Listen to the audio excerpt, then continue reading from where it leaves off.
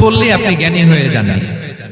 এটা কোরআন হাদিস পড়তে হয়, এটা ডাইজেস্ট করতে হয়, এটার উপর আমল করতে হয়। এই জ্ঞান অর্জন শেষে এরপরে আল্লাহর প্রিয় বান্দাদেরকে আল্লাহ অন্তরে ইলমের নূর দেন, ইলহাম দেন। That is the knowledge, that is the pure knowledge. আপনি হাফেজে কোরআন হয়ে ভাইবেন না আপনি সব জানেন, আপনি বুখারী মুখস্থ করে ভাইবেন না সব জানেন। এই সব জ্ঞান অর্জন করার পরে ইলমের নূর হাসিল হয়, সেটা আল্লাহ সবারে দেয় না।